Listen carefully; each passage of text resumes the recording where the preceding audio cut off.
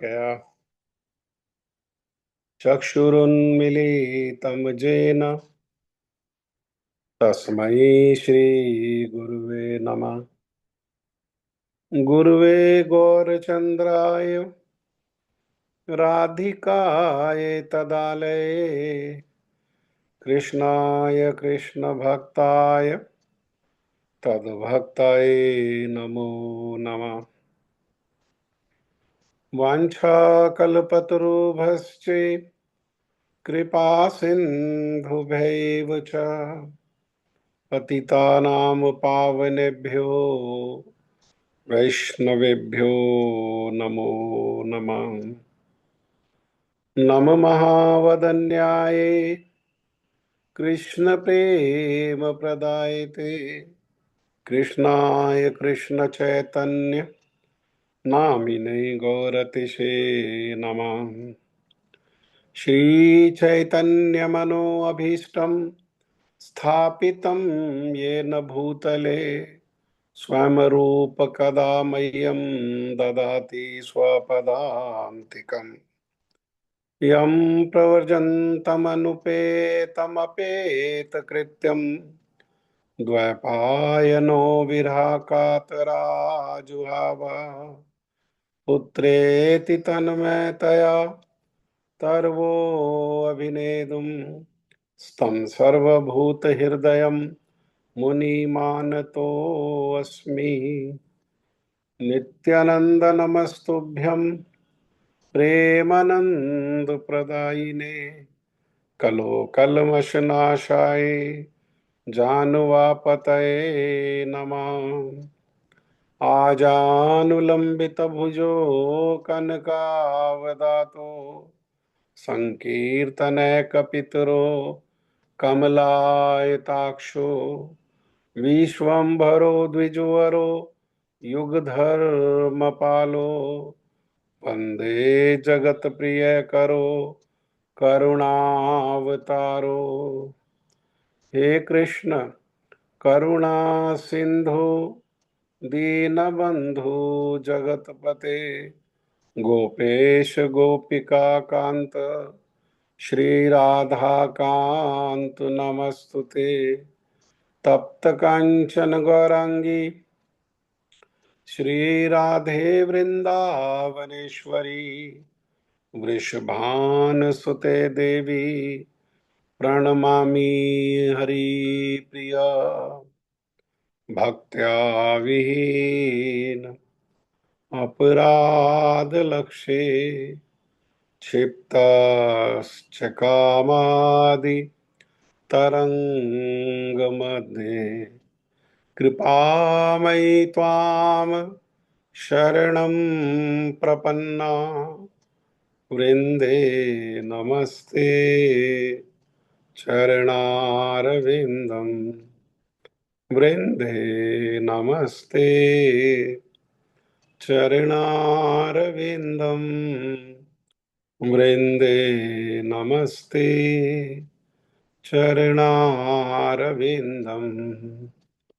श्रीकृष्ण चैतन्य प्रभु नित्यानंद श्री अद्वैत गदाधर श्रीवासादि गौर भक्त वृंद।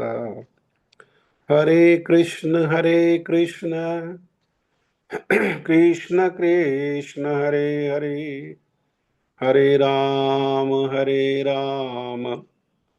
राम राम हरे हरे।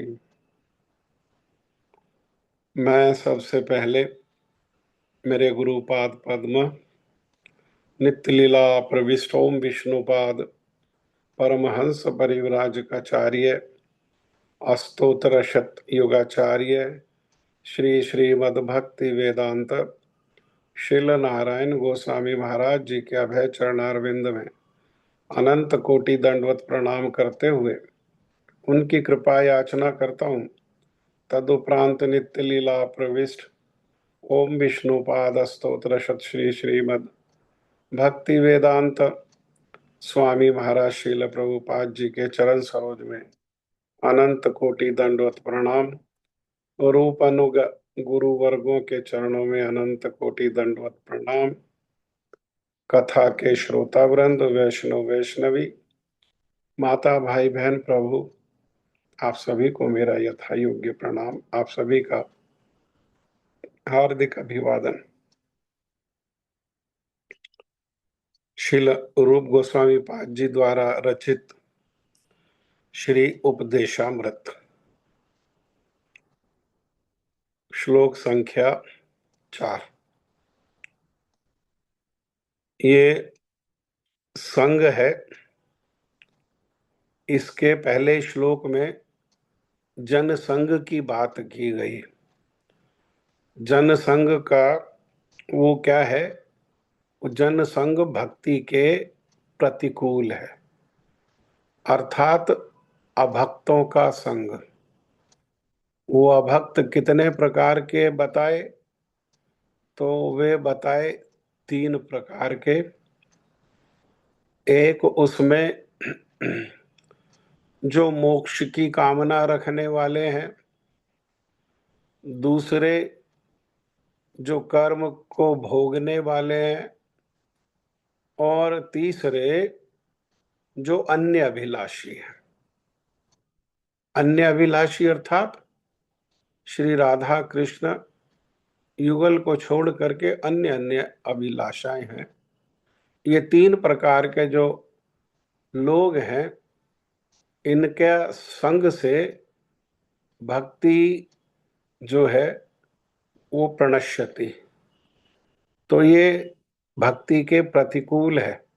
लेकिन ये जो अब संग चौथे श्लोक में श्रील रूप गोस्वामी पाद जी बता रहे हैं, ये भक्ति के अनुकूल तो है ही, बल्कि ये जो संग है ये भक्ति पोषक, हाँ, अर्थात भक्ति को शक्तिशाली बनाने वाला। हाँ, भक्ति में जितना शक्ति होगी उतना भक्ति में तेजी से उन्नति होगी। ये भक्ति पोषक, जैसे शरीर होता है तो शरीर को दाल रोटी आदि खिला करके उससे शक्ति दी जाती है, फल आदि दे करके, सब्जी आदि दे करके। तो वो शरीर को पोषण करने वाला है, शरीर का पोषक है वो। और ये जो संग है जिसकी यहाँ पर चर्चा कर रहे हैं श्रील रूप गोस्वामी पाद जी, ये कैसा है? ये भक्ति पोषक संग है। और उसमें 6 बातें बता रहे हैं। और ये 6 कार्य कैसे हैं? ये 6 कार्य प्रीति लक्षण, प्रीति माने प्रेम का लक्षण है। किसके प्रति प्रीति? तो ये प्रीति है भक्तों के प्रति। भक्तों के प्रति प्रीति होगी, गुरु के प्रति प्रीति होगी, तब गुरु और उन भक्तों की कृपा से भगवान में प्रीति होगी। अगर भक्तों में प्रीति नहीं, गुरु में प्रीति नहीं है, तो भगवान में प्रीति संभव ही नहीं है। हाँ, संभव ही नहीं है। और प्रीति भी अनेक प्रकार की है, लेकिन जो ये प्रीति जहाँ जिसकी चर्चा यहाँ पर हो रही है, इस प्रीति को श्रील रूप गोस्वामी पाद जी ने बताया सत प्रीति, अर्थात सत वस्तु में प्रीति। हाँ, सत वस्तु भगवान, भक्ति और भक्त। हाँ, तो भक्तों में प्रीति को यहाँ पर सत प्रीति कहा गया। तो क्या 6 लक्षण है? तो कह रहे हैं ददाति प्रतिगृह्णाति, गुह्यम आख्याति प्रछाति। 2 हो गए, ददाति प्रतिगृह्णाति। ददाति माने देना, प्रतिगृह्णाति माने लेना। गुह्यम आख्याति, गुह्य कहना, प्रछति सुनना, भुंकते भोज्यते च एव। और 2 चीजें यहां आ गई, प्रसाद कराना और प्रसाद करना।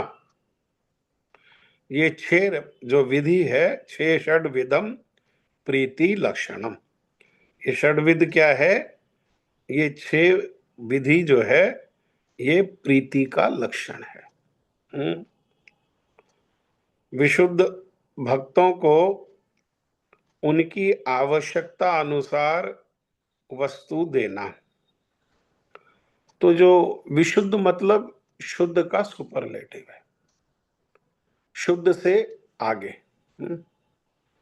तो उनके भक्तों की आवश्यकता देखो, संसार में है तो संसार में रहने पर सभी की आवश्यकता होती है, तो भक्तों की भी आवश्यकता होती है। और वे भक्त जो है वो अपनी आवश्यकता को कहेंगे नहीं, लेकिन देख करके कि भक्तों की क्या आवश्यकता है। जैसे आजकल देखो सर्दी है, तो सर्दी में हम देखते हैं कोई भक्त जो है वो भजन कर रहे हैं, लेकिन जो उन्होंने कपड़े पहने वो पूर्ण नहीं है। शॉल पहना हुआ है, अगर कोई उसकी जगह जैकेट हो, हाँ, जो आगे से भी बंद हो जाए, सर के ऊपर कैप भी हो जाए, तो उससे शरीर की सर्दी से रक्षा होगी।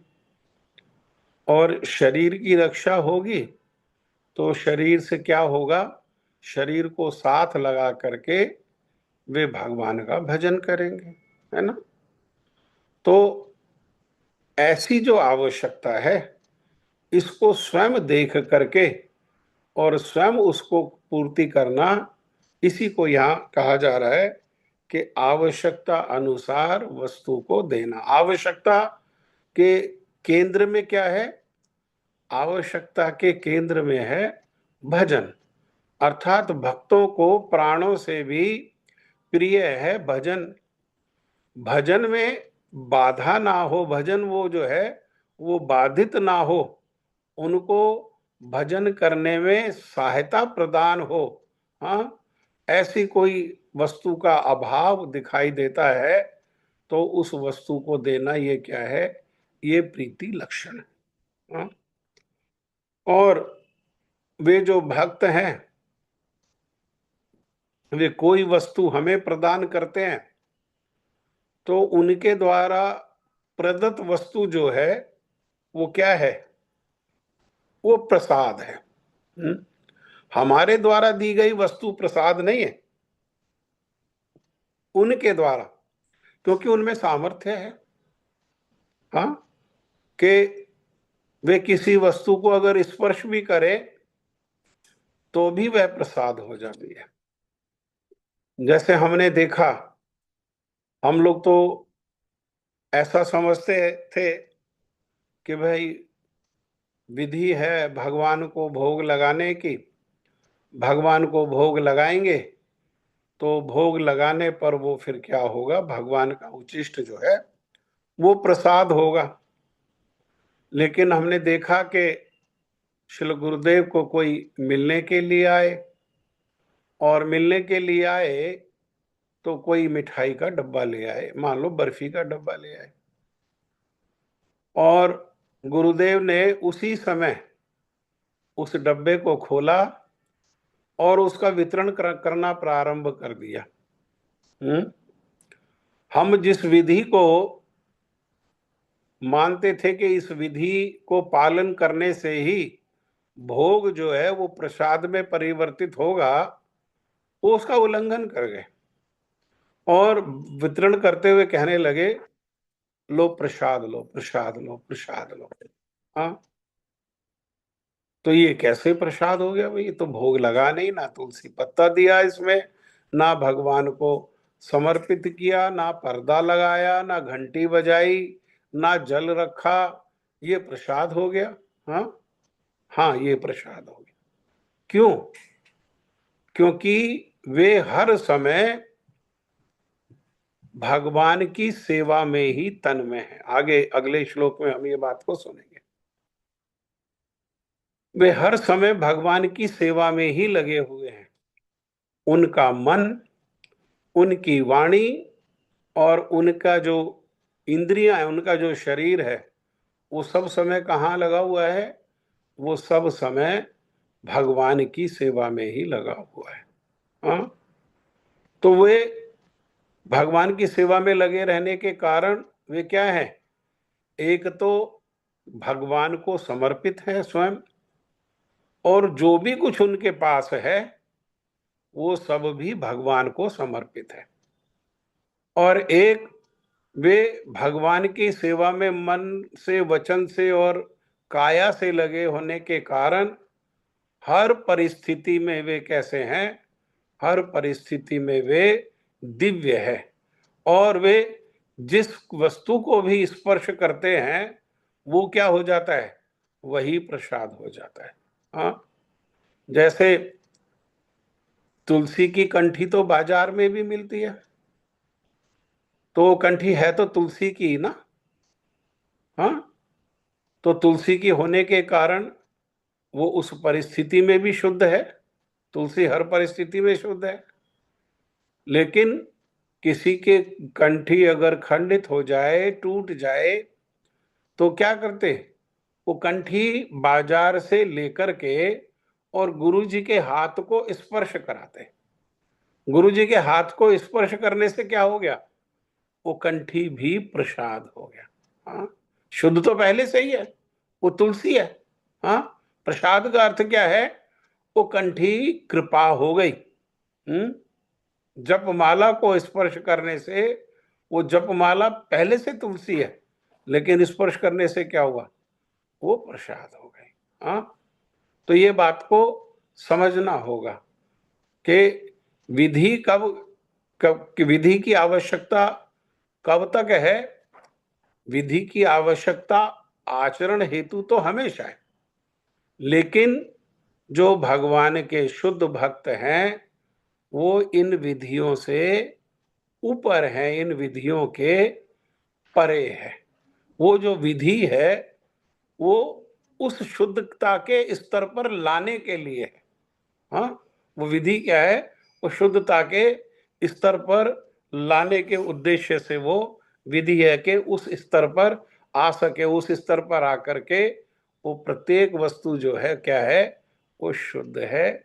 और उनके द्वारा प्रदत्त जो भी कुछ दिया जाता है, वो अपना जूता भी अगर देते हैं,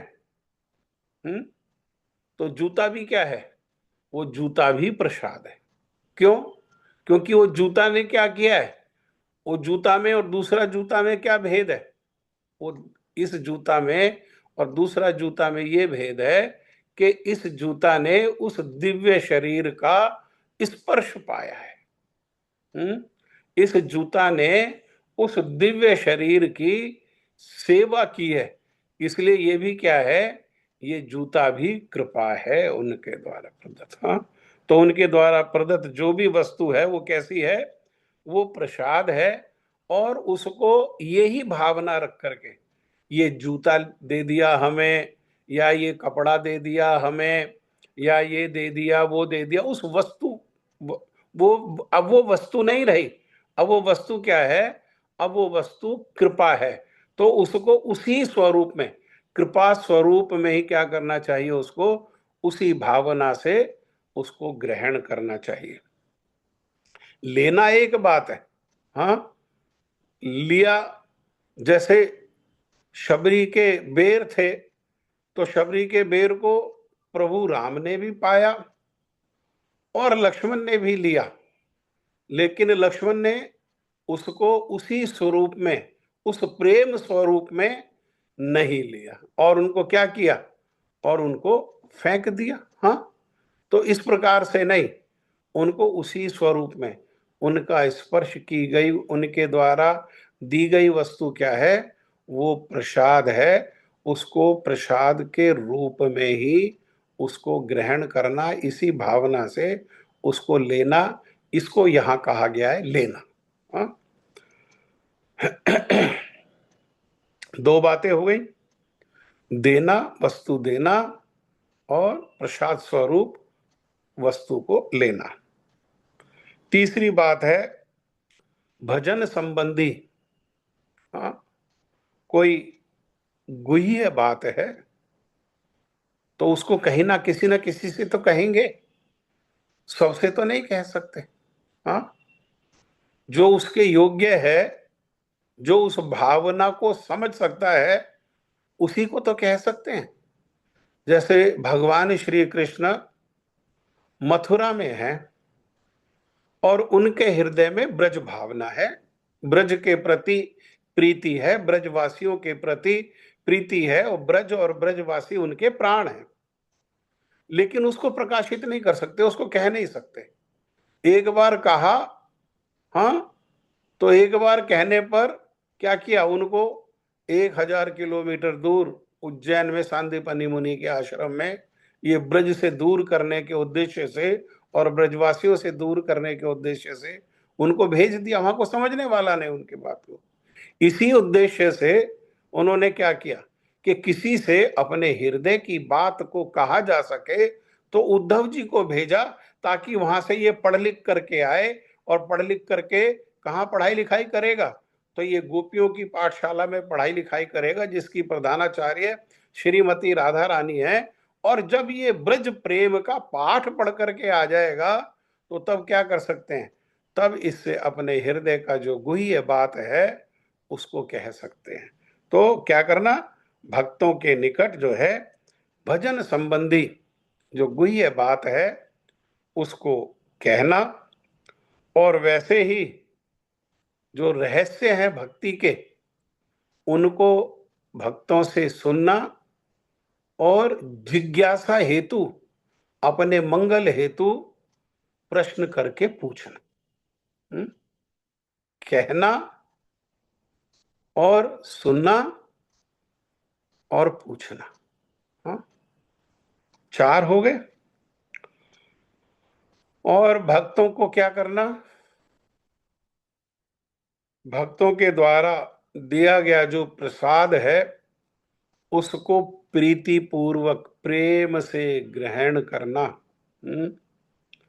और भक्तों को अपने यहाँ प्रसाद पाने के उद्देश्य से प्रीति पूर्वक उनको बुलाना। हाँ, प्रसाद के लिए जाना, प्रसाद के लिए बुलाना, ये 6 चीजें जो हो गई हैं, ये 6 चीजें कैसी हैं, ये 6 चीजें यहां पर लिखा है सत्संग रूप। इनका रूप क्या है, ये सत्संग है। ये सत्संग है, ये 6 क्रिया ये सत्संग है। और इससे क्या होगा, ये 6 प्रकार का सत्संग ये प्रीति के लक्षण है। हाँ, प्रेम का ये लक्षण है। किसके प्रति, भक्तों के प्रति। हाँ? देखो, भगवान के प्रेम की बात करेंगे श्री रूप गोसाई पाद जी, लेकिन आगे जाकर के यहां पहले किसके प्रेम की बात हो रही है, ये भक्तों के प्रेम की बात हो रही है। तो इसमें टीका में यही बात कहा गया कि जनसंग जो है वो भक्ति के प्रतिकूल है, इसलिए उसका पूर्ण रूप से, हाँ, आधा अधूरा नहीं, पूर्ण रूप से उसका त्याग कर देना चाहिए।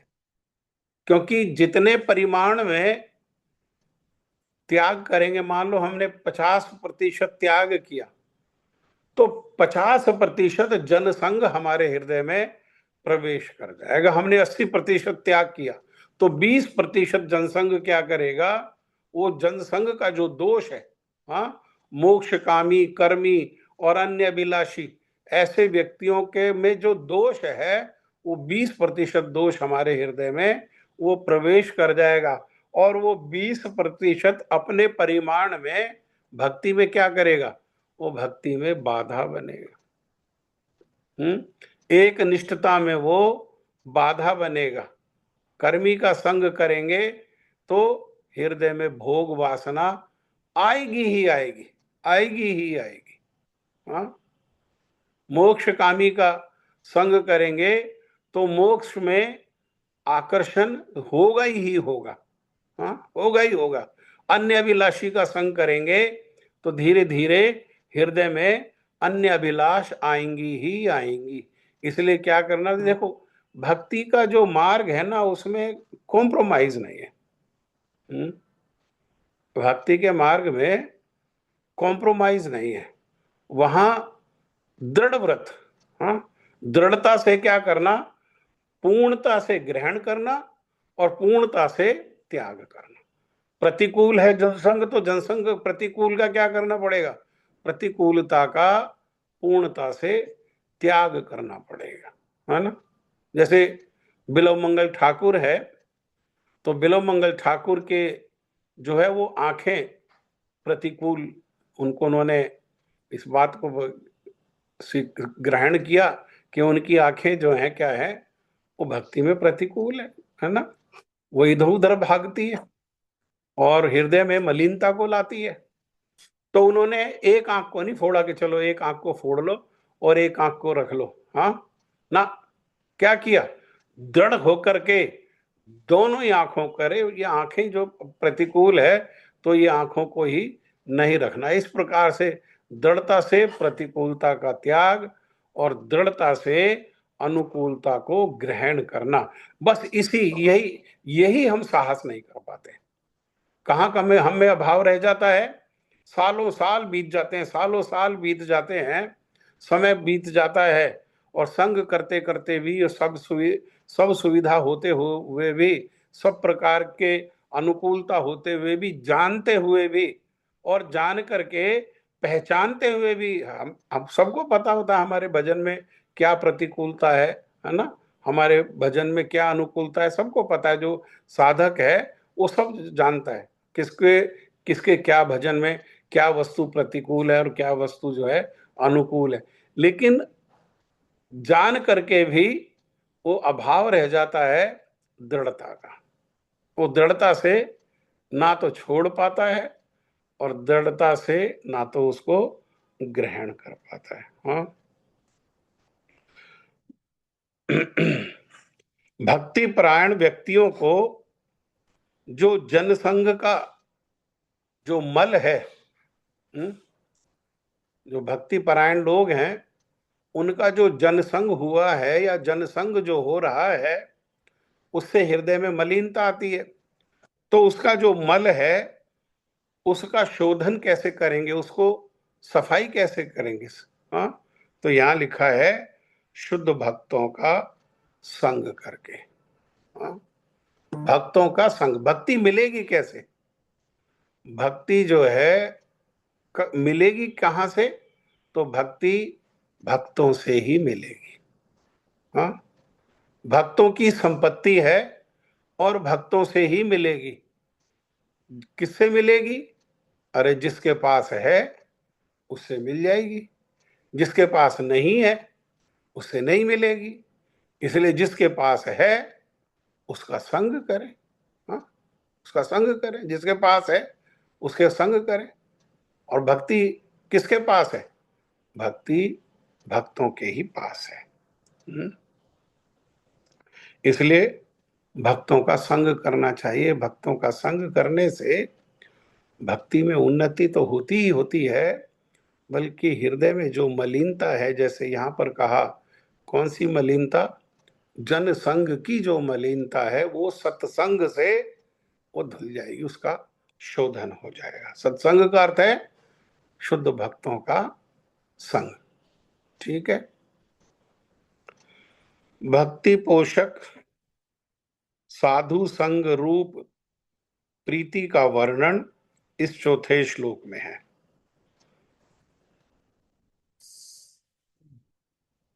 प्रीति कैसे, वो साधु संग से। और ये साधु संग कैसा है, ये साधु संग प्रिय भक्ति पोषक है, भक्ति को बढ़ाने वाला है। भक्तों को जिस चीज की आवश्यकता हो उन्हें प्रीति पूर्वक उन चीजों को देना और भक्तजन कृपा पूर्वक जो कुछ दे उसे प्रीति पूर्वक ग्रहण करना। अपनी गुप्त बातें भक्तों से कहना और भगवत भक्तों से रहस्यपूर्ण तत्वों का श्रवण करना। भक्तों को प्रीति पूर्वक भोजन कराना और भक्तों द्वारा दिए गए प्रसाद आदि का सेवन करना, भक्त जनों के साथ ये 6 क्रियाएं होने पर साधु संग शुद्ध रूप में होता है। ये 6 क्रियाएं प्रीति के लक्षण हैं। इनके द्वारा साधक को क्या करना चाहिए? साधु की सेवा करनी चाहिए। हाँ, सेवा करनी चाहिए। साधु में सेवा जितने परिमाण में हमारी वृत्ति होगी, हमको क्या करना है? हमको सारी सेवा वृत्ति साधु में लगानी है। साधु क्या करेंगे? साधु उस सेवा वृत्ति को भगवान में लगा देंगे। हम उस साधु को बाईपास करके और सीधा भगवान में ये वृत्ति को लगा देंगे, वो संभव नहीं है। हाँ, वो संभव नहीं। इसलिए श्रील गुरुदेव कह रहे थे एक बारी, हाँ, और अनेक बारी कहा उन्होंने इस बात को। विदेश में थे और विदेश में एक भक्त उनसे मिलने के लिए आए और वो भक्त तो ने कहा कि मैं एक संस्था के लिए धन एकत्र करता हूं। हाँ, तो गुरुजी ने कहा कि ठीक है, तुम अगर उस संस्था के लिए धन एकत्र करना चाहते हो तो जब तक तुम्हारे हृदय में ये इच्छा है, जब तक तुम्हें लगता है कि उस संस्था के लिए मैं धन एकत्र करूंगा तो वो संस्था बदले में मुझे धन देगी और उससे मेरे परिवार का पालन होगा, तुम करते रहो। लेकिन क्या करो, ये तुम जो अपना मन है ये मुझे दे दो। गुरुदेव एक बार कह रहे थे कि मैं आप लोगों से, यहाँ पर विदेश में ही थे, वो कह रहे थे कि मैं आप लोगों से यहाँ कुछ लेने के लिए नहीं आया, कुछ नहीं लेने के लिए आया मैं। मुझे आप लोगों के धन नहीं चाहिए, मुझे आप लोगों की संपत्ति नहीं चाहिए, मुझे आप लोगों के ऊंचे पदों की प्रतिष्ठा नहीं चाहिए, मुझे सुख वैभव नहीं चाहिए। मैं किस लिए आया हूं? मैं आप लोगों का मन लेने के लिए आया। हाँ? और फिर गुरुदेव ने उस भक्त को कहा कि तुम मुझे अपना मन दे दो। तो मन जो है अभी तुम्हारा शुद्ध नहीं है। वो कैसा है? वो अभी कुमन है। तो मैं क्या करूंगा?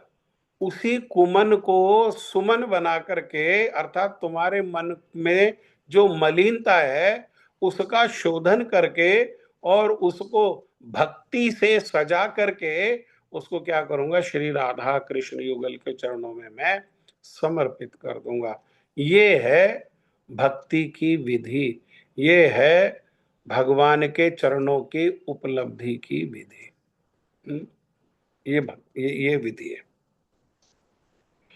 शिल प्रभुपाद जगतगुरु शिल भक्ति सिद्धांत सरस्वती ठाकुर, ये पहले हमने सुना शिल भक्ति विनोद ठाकुर की टीका। अब ये शिल प्रभुपाद जगतगुरु भक्ति सिद्धांत सरस्वती ठाकुर कह रहे हैं कि भगवत भक्तों के संग से भक्ति का प्रादुर्भाव होता है। इसीलिए सारे शास्त्र ने एक स्वर से कहा, साधु संग सर्व शास्त्रे कहे, लव मात्र साधु संग सर्व सिद्धि है। हाँ? सिद्धि कहां से प्राप्त होगी? सिद्धि मने परफेक्शन। परफेक्शन किसकी? हम भक्ति की परफेक्शन के लिए निकले। हाँ, तो भक्ति की परफेक्शन कहां से प्राप्त होगी? उसका उपाय क्या है? तो कह रहे हैं साधु संग। साधु संग में कितने समय में? तो लव मात्र साधु संग भी किया अगर, हाँ, लव मात्र वास्तव में साधु संग किया तो लव मात्र तो बहुत कम समय में भी अगर सत साधु संग किया तो उससे क्या होगा? उससे भक्ति की परफेक्शन जो है, पूर्णता, सिद्धि जो है वो प्राप्त हो जाएगी। हाँ, किंतु वैष्णव संग किस प्रकार किया जाए, इस श्लोक में इस विषय में बता रहे हैं। मोक्ष की कामना करने वाले ज्ञानी, कर्म फल भोग की कामना वाले भोगी या विषयी। विषयी का अर्थ क्या है? विषयी का अर्थ है कि कामना है कर्म फल को भोगने की, और अन्य अभिलाषी। इन 3 प्रकार के पुरुषों के साथ प्रीति रखने से उनके संग दोष से भक्ति की हानि होती है। संग दोष मतलब जो दोष उनमें है वो दोष संग करने वाले में आ जाता है। हाँ, जिसमें जो दोष है, जिसका संग करेंगे उसका जो दोष है, जैसे दोष संग करने से आ जाता है, ऐसे ही जो गुण है, हाँ, अर्थात भक्ति की प्रतिकूलता का जो दोष है वो संग करने से आ रहा है, लेकिन भक्ति की अनुकूलता का जो गुण है वो भी कैसे आएगा? वो भी संग करने से ही आएगा। हाँ, संग में दोष नहीं है, किसको संग किया वो उसमें भेद है। जिसकी मति जहां लगी हुई है उसका संग करने पर हमारी मति भी कैसा है? हमारी मति भी आज नहीं तो कल, कल नहीं तो परसों, और परसों नहीं तो बरसों वैसी ही हो जाएगी। इन तीनों प्रकार के लोगों को ना तो कोई परामर्श देना चाहिए और ना ही कोई वस्तु देनी चाहिए। ऐसा देने से नाम अपराध होता है, क्योंकि जैसा कल चर्चा कर रहे थे, 10 नाम अपराध में एक नाम अपराध क्या है? अश्रद्धालु व्यक्तियों को हरि नाम की महिमा, हरि नाम की महिमा अर्थात हरि नाम देना नाम अपराध के अंतर्गत है। ऐसे लोगों से मोक्ष और भोग संबंधी कोई परामर्श भी ग्रहण नहीं करना चाहिए, क्योंकि इससे उनके प्रति प्रीति हो जाती है। जिसका संग करेंगे, जिसके साथ बैठेंगे खाएंगे, तो उससे क्या होगा? उससे प्रीति हो जाएगी। उन्हें कृष्ण भजन करने का उपदेश भी नहीं देना चाहिए। भक्ति संबंधी गोपनीय विषयों की चर्चा उनके निकट नहीं करनी चाहिए। उनका स्पर्श किया हुआ भोजन भी ग्रहण नहीं करना चाहिए। देखो, 2 भक्त है, एक पिता है और एक पुत्र है, और पिता का कहने का कैसा तरीका है, उनका कैसा विचार है? उनका विचार है समावेशी। हाँ, लेकिन प्रभुपाद का कैसा विचार है? प्रभुपाद का विचार है एक पक्ष। क्या पक्ष? भक्ति पक्ष। भक्ति पक्ष। श्रील भक्ति विनोद ठाकुर सत्संग करते थे और वहां पर भक्त लोग सत्संग सुनने के लिए आते थे। तो श्रील भक्ति विनोद ठाकुर क्या करते? वो भगवान की महिमा, नाम की महिमा, भगवान के रूप की महिमा, भगवान के भक्तों की महिमा, इसको चर्चा करते थे।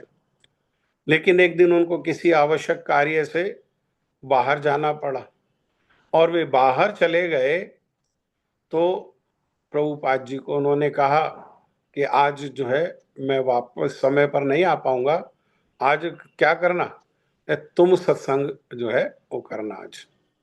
और प्रभुपाद बैठे सत्संग के लिए, और प्रभुपाद ने कोई महिमा नहीं सुनाई किसी की। प्रभुपाद ने क्या कहा? प्रभुपाद ने कहा जो बीड़ी पीता है वो नरक को जाएगा, जो मच्छी खाता है वो घोर नरक को जाएगा। और जब भक्ति विनोद ठाकुर लौटे तो वहां कोई लोग रुके ही नहीं। क्यों? क्योंकि वे तो मछली खाते थे और वे तो बीड़ी पीते थे, लेकिन भक्ति विनोद ठाकुर ने किसी को कभी मना ही नहीं किया। और इन्होंने क्या किया? इन्होंने एकदम काट दिया। हाँ, क्यों? क्यों? क्योंकि प्रभुपाद ने स्वयं कहा कि उन्हें लाखों तारों की आवश्यकता नहीं, लाखों तारे एकत्र होने पर भी चंद्रमा के सामने नगण्य है। एक चंद्रमा, हाँ, एक चंद्रमा क्या करेगा? एक चंद्रमा सारे जगत को प्रकाशित कर देगा। और प्रभुपाद के अनुगत्य जिन भक्तों ने प्रभुपाद के चरणों का आश्रय लिया, उन्होंने क्या किया? ये सारे जगत में उन्होंने भक्ति की क्रांति, ये भक्ति की क्रांति जो हुई है, हाँ, अलग अलग नाम, कई नाम है इसमें, हाँ, सभी भक्तों ने किया, लेकिन इसके क्रांति के मूल में कौन है? मूल में है श्रील भक्ति सिद्धांत सरस्वती ठाकुर, श्रील प्रभुपाद। इसीलिए वो ये सारी बातें कह रहे हैं कि उनका संग नहीं करना, उनको भक्ति की महिमा नहीं बताना, उनसे उनके पास जो है उसकी महिमा को नहीं सुनना, और उनके हाथ का नहीं खाना, उनको ना कुछ देना और उनसे ना कुछ लेना, उनको ना कोई परामर्श देना ना उनसे परामर्श लेना, यहाँ तक कि भगवान के नाम की महिमा की भी उनके सामने चर्चा नहीं करना। तो फिर किससे चर्चा करें? फिर प्रचार कैसे होगा? हाँ, फिर चर्चा किससे की जाए? चर्चा उससे की जाए जिसमें हो दोष हो सकता है ना? दोष हो सकता है, लेकिन वो भगवत विरोधी ना हो। हाँ, ये मोक्षकामी कैसे हैं? ये भगवत विरोधी है। ये विषयी लोग कैसे हैं? ये भगवत विरोधी है। ये अन्य अभिलाषी लोग कैसे हैं? ये भगवत विरोधी है। हाँ, भगवान का विरोध ना हो, अज्ञान हो सकता है, उनके ऊपर तो कृपा करनी चाहिए, उनके ऊपर तो दया की भावना रखनी चाहिए। हाँ, लेकिन भगवत विद्वेषी, जो भगवान से विद्वेष अर्थात स्वयं को भगवान मान करके और संसार भोग की जो है अलग अलग परिमाण में, हाँ, मोक्ष भी भोग है, मोक्ष भी क्या है? वो भी भोग ही है। हाँ, और अन्य अभिलाष क्या है? अन्य अभिलाष कहाँ होगी? संसार में, वो भी संसार का भोग है, और विषयी जीवन तो है ही भोग। हाँ, तो ये सब कैसे हैं? ये सब स्वयं को भगवान मानने वाले हैं, भगवान की सत्ता को पूर्ण रूप में स्वीकार नहीं, ये भगवत विद्वेषी है। हाँ, इनमें ये अवगुण है। उनका स्पर्श किया हुआ भोजन भी ग्रहण नहीं करना चाहिए। भोजन करने से उनकी भोग या मोक्ष की वृत्ति भोजन करने वाले के हृदय में संचरित हो जाती है। क्योंकि खाली भोजन थोड़ी आएगा। अरे वो जिस भावना से उस भोजन के सामग्री का संचयन किया गया, जिस भावना से वो भोजन बनाया गया, वो भावना नहीं आएगी क्या? भोजन के साथ ही आएगी। इसीलिए कहा जैसा खाए अन्न वैसा बने मन। तो अन्न तो वही एक ही जैसा है, चावल तो एक ही जैसा है, गेहूं तो एक ही जैसा है। तो ये किस प्रकार से कह रहे हैं जैसा खाए अन्न? अर्थात जिसके संग में, जिसके द्वारा बनाया गया, जिसके स्पर्श किया गया, जिसके द्वारा कमाया गया, उसकी जैसी भावना है, वो अन्न के माध्यम से क्या करेगी? वो अन्न के माध्यम से हमारे हृदय में प्रवेश करेगा। वो दोष उनकी बातें करने से, वो कान के माध्यम से वो जो दोष है वो क्या करेगा? हो सकता है बड़ा प्रेम से बोले, वो हो सकता है बड़े सम्मान से बोले, हाँ, हो सकता है बड़ा इंटेलिजेंटली बात करें, बात करने का प्रेजेंटेशन हो सकता है उनकी बहुत अच्छी हो, लेकिन होने पर भी ग्रहण क्या करेंगे? हम वही ग्रहण करेंगे जो उनके हृदय में भावना है। हाँ, इसीलिए यहां पर मना कर रहे हैं। और चैतन्य चरितमृत में भी कहा, विषयर अन्न खाइले मलिन है मन, मलिन मन हैले नहे कृष्णेर स्मरण। विषयी व्यक्ति का अन्न, संसार में सबसे ज्यादा घातक क्या है? सबसे ज्यादा घातक है विषयी व्यक्ति का अन्न।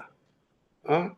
विषयी व्यक्ति का अन्न खाने से मन में मलिनता आ जाती है, और ऐसे मलिन मन जो है वो विरोधी हो जाते हैं किसके? कृष्ण स्मरण के। हाँ?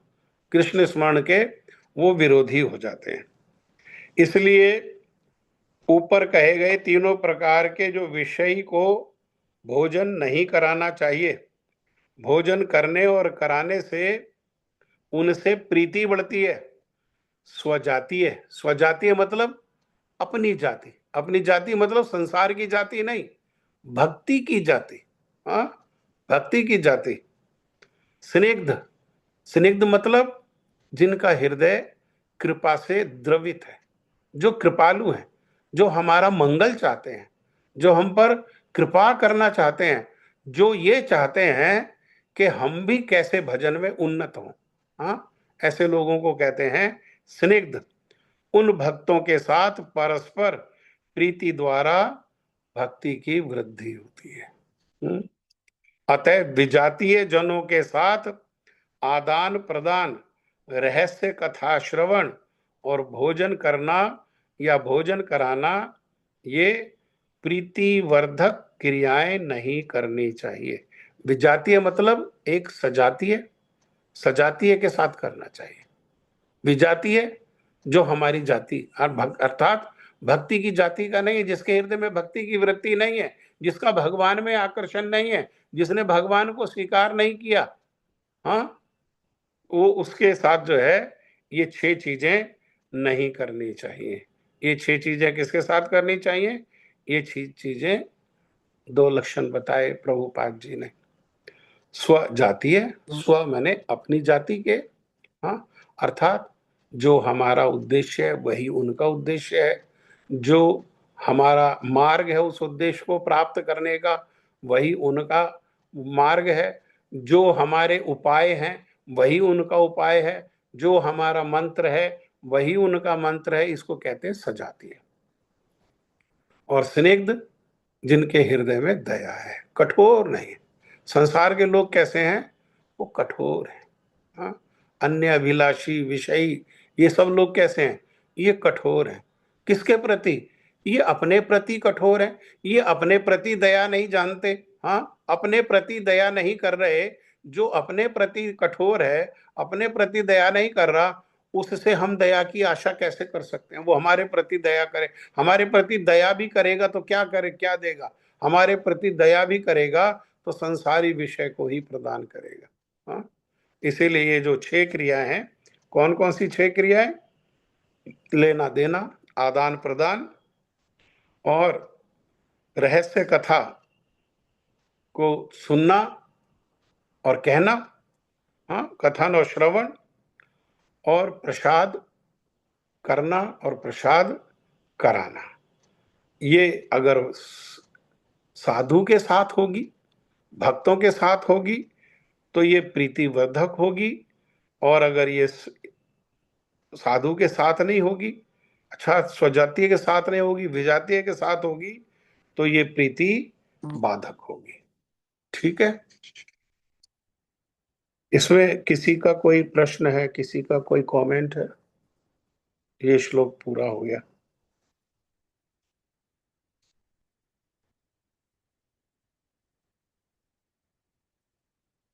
कोई कुछ कहना चाहते हैं?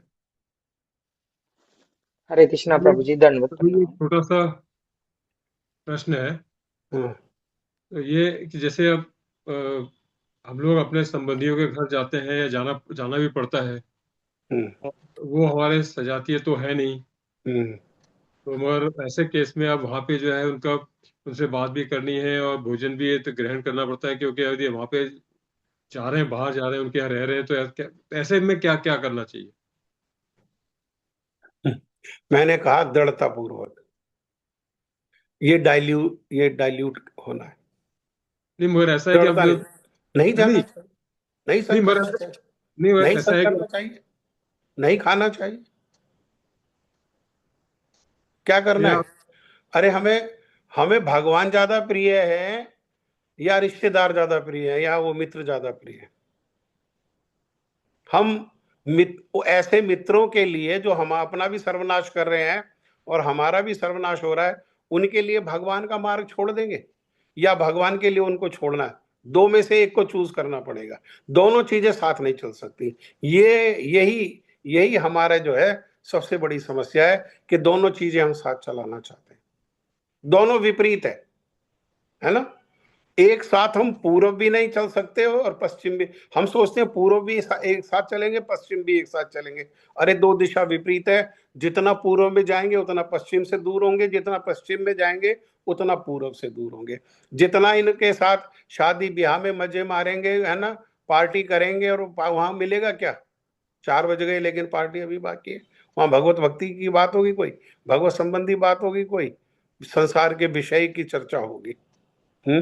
निंदा स्तुति, धन कमाना, ये वो, जो संसार के विषय, तो उनसे तो देखो दूरी करनी ही पड़ेगी। बात कड़वी लग सकती है लेकिन ये बात मेरी नहीं, ये प्रभुपाद जी की बात है। अभी तो हम सुन करके आए प्रभुपाद जी ने क्या कहा।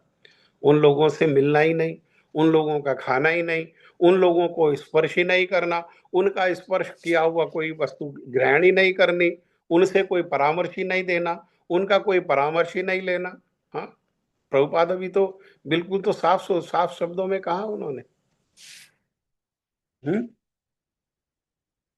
दो मार्ग एक साथ नहीं चल सकते, दोनों एक दूसरे के विपरीत है। आप क्या कह रहे हैं सुनीता दीदी? हरे कृष्णा प्रभु जी, दंडवत प्रणाम। हरे कृष्ण दंडवत जी। प्रभु जी, मेरा भी ये इसी से रिलेटेड है कि आपने जैसे बोला अश्रद्धालु व्यक्ति को, मतलब ये मैंने बहुत बार उसमें सुना भी हुआ है। तो इसमें अश्रद्धालु व्यक्ति का, बाकी तो चलो चीजें आपकी सारी मान ली, लेकिन आपने जैसे बोला है कि भगवान की महिमा भी नहीं उनके साथ डिस्कस करनी।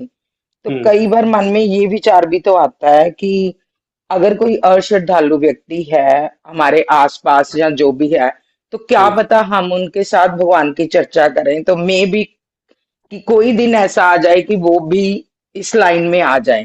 तो इस सोच के साथ ये हमें क्या करना चाहिए? हमारे आचार्यों ने जो कहा है वो अपने अनुभव से कहा है, वो ट्राइड एंड टेस्टेड है, उसमें और ट्राई करने का कोई स्कोप नहीं है। हम आचार्यों से अधिक कुछ कर लेंगे, उनसे अधिक हमारे हृदय में दया है लोगों के प्रति, हमारी शुद्धता उनसे अधिक है, जिससे प्रभावित होकर के लोगों के हृदय में परिवर्तन आ जाएगा, तो ऐसा संभव नहीं है। ये उनका अनुभव से उन्होंने कहा है। क्या वरना हम क्या सोचते हैं कि वे कठोर हृदय हैं, वो संसार का मंगल नहीं चाहते? उन्होंने तो संसार के मंगल के लिए क्या क्या कष्ट नहीं सहा, क्या क्या नहीं त्यागा। हम्म अगर वे लोग इस बात को कह रहे हैं तो इसका अर्थ क्या है? इसका अर्थ है वो बात ट्राइड एंड टेस्टेड है और उसमें फर्दर इंप्रूवमेंट का कोई स्कोप नहीं, कोई स्कोप नहीं। देखो, कई लोग कहते हैं कि फैनेटिक नहीं होना चाहिए, लेकिन भक्ति अनुकूलता के लिए फैनेटिक होना पड़ेगा।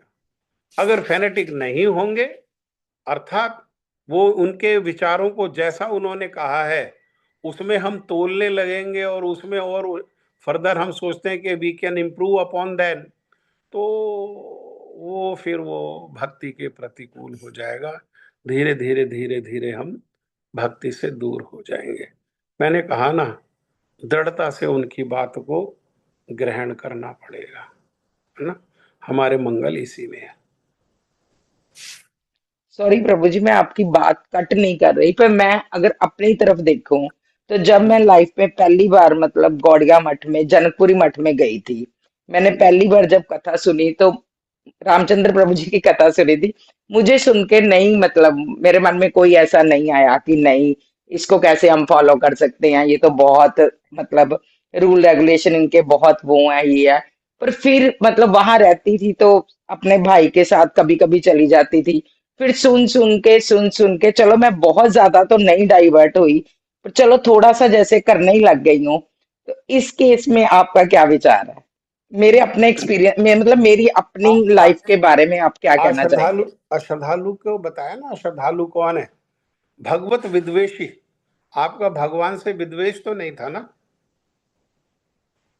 हम्म जी, पर मुझे मतलब ठीक है विद, आपको पर मुझे मतलब आपको ये गौड़िया लगा मठ के कि रूल रेगुलेशन मेरे ये को जो ऐसे कह लगता था रहे कि ये मैं जो लाइफ कह में रहे कभी फॉलो नहीं कर पाऊंगी। ये जो कह रहे हैं, आपको ये लगा ये जो कह रहे हैं ये प्रैक्टिकल नहीं है, या प्रैक्टिकल हैं तो मेरे लिए पॉसिबल नहीं है, मेरी परिस्थिति में पॉसिबल नहीं है, ये एक अलग की बात है।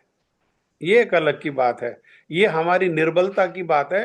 तो निर्बलता अगर हमारे में होगी तो बल आ जाएगा, साधु संग से बल आ जाएगा निर्बलता होने पर। हाँ, ये निर्बलता दोष हो सकता है, कोई जो है आलस से हो सकता है, आलस से हमारी बाधा हो सकती है, और भी कोई बाधाएं हो सकती हैं, परिवार में हमारी आसक्ति इतनी हमारी बाधा हो सकती है, और परिवार के लोगों का कभी भय भी हमारे में बाधा हो सकता है। तो ये सब बाधा है, इसको कूदने का भी हम साहस नहीं कर पा रहे हैं, है ना, कि हम साहस नहीं कर पा रहे हैं। तो वो साहस का बल तो आ जाएगा उनका संग करने से, उसमें तो कोई दोष नहीं है। जैसे आप में बल आ गया, सुन सुन करके बल आ गया ना, पहले लग रहा था नहीं हो पाएगा और फिर करना प्रारंभ कर दिया। लेकिन जो विद्वेषी, जो जिनको सुनाओगे तो वो क्या करेंगे, वो आप सुनाओगे तो वो सुनेंगे उसमें दोष निकालने के लिए, उसके गुण को ग्रहण करने के लिए नहीं सुनेंगे। वो सुनेंगे किस लिए, उसमें दोष निकालने के लिए। वो दोष निकालेंगे तो वो अपराध करेंगे, तो हम कारण हो गए उनको विचारों को अपराध में और धकेलने का। अरे उनको उनके हाल पे आज छोड़ दो, आज नहीं तो कल, कल नहीं तो परसों, परसों नहीं तो कई जन्मों के बाद धीरे धीरे धीरे धीरे वे इस मार्ग पर आएंगे, सभी आएंगे इस मार्ग पर। भक्ति सभी के हृदय में है, लेकिन आज अनुकूलता नहीं है ना, आज जो है उनके प्रति अनुकूलता नहीं। जैसे ध्रुव महाराज के पास नारद जी आए और नारद जी ने उनको भक्ति परक बातें बताई, और भक्ति परक बातें बताने पर कहा कि तुम्हारे को जो मिला है ये तुम्हारे ही कर्म का फल है। तुम सोच रहे हो अपमान मिला है, तो ये तुम्हारे ही कर्म का फल है। तो ध्रुव महाराज ने कहा कि आप जो बातें कह रहे हो ये मेरे बहुत श्रेष्ठ बातें हैं, लेकिन मैं अभी इन्हें अभी ग्रहण करने के लिए तैयार नहीं हूं। मेरा जो क्षत्रिय स्वभाव है वो आपकी ये जो सारी बातें हैं इनको ग्रहण नहीं करने दे रहा, अर्थात मेरा दोष है। तो नारद जी ने देखा कि इसमें कमजोरी है ना, इसको बल की आवश्यकता है। तो उन्होंने कहा ठीक है, तुम यही मांगो, है ना, यही मांगो, लेकिन इसको मांगने का उपाय यह है कि तुम भगवान का मंत्र करो। भगवान में शक्ति है, वो दे सकते हैं, जैसा उनकी माता ने भी कहा कि तुम्हारे पिता को भी उन्होंने प्रदान किया, तुम्हारे दादाजी को भी उन्होंने प्रदान किया, दादाजी के पिताजी को भी उन्होंने दिया, ब्रह्मा जी को, और ब्रह्मा जी के बाद मनु को, और मनु के बाद उनके पिताजी उत्तानपाद को, सबको जो है अलग अलग चीजें मिली। वो सारी चीजें उन्हीं के द्वारा प्रदान किए भगवान, और भगवान तुम्हें भी दे देंगे। अरे तुम्हारे पिता से बड़ा क्या राज्य, सारे ब्रह्मांड का राजा बना सकते हैं तुम्हें वो भगवान, तो है ना। तो ये, तो वहां पर विरोध नहीं था, क्या था, वो कमजोरी थी। तो कमजोरी के लिए बल मिले, बल कहां से मिलेगा, बल भगवान से मिलेगा, भगवान की भक्ति से मिलेगा। और उन्होंने उनको मंत्र दे दिया कि ये मंत्र करने से, ये नहीं कहा तुझे भक्ति मिलेगी, ये नहीं कहा भगवान का दर्शन होगा, ये नहीं कहा भगवान का प्रेम मिलेगा, जो तुम्हारे हृदय में कामना है उस कामना की पूर्ति हो जाएगी। ठीक है ना। जी प्रभु जी। और किसी की कोई बात, और कोई कुछ कहना चाहते हैं?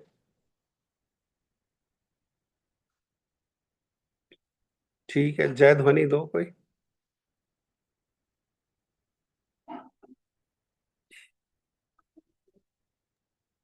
पुष्पा दीदी।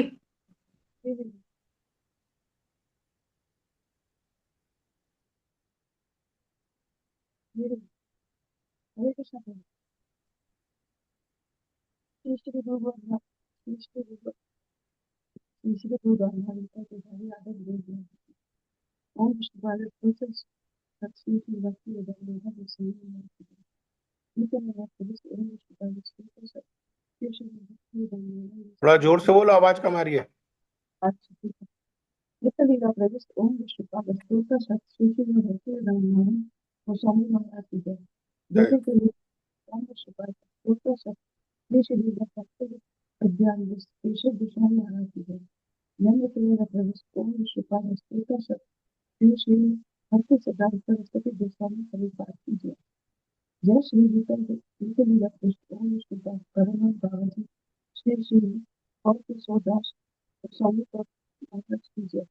जय।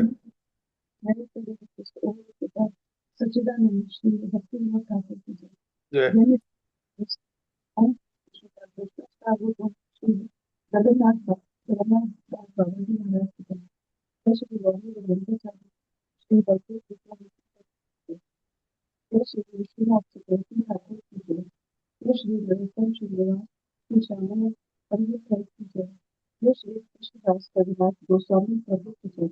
जय।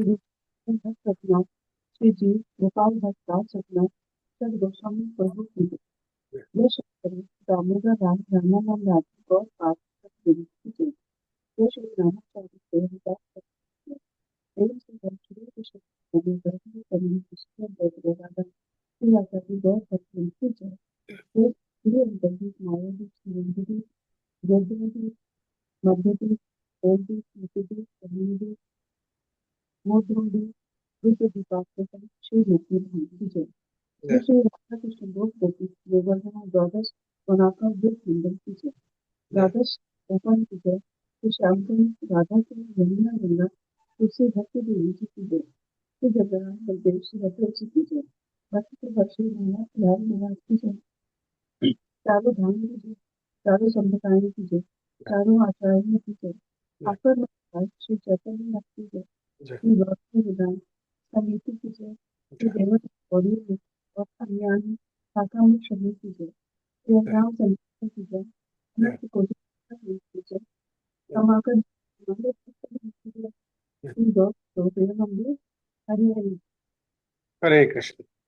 राधे राधे। धन्यवाद। राधे। प्रणाम सभी।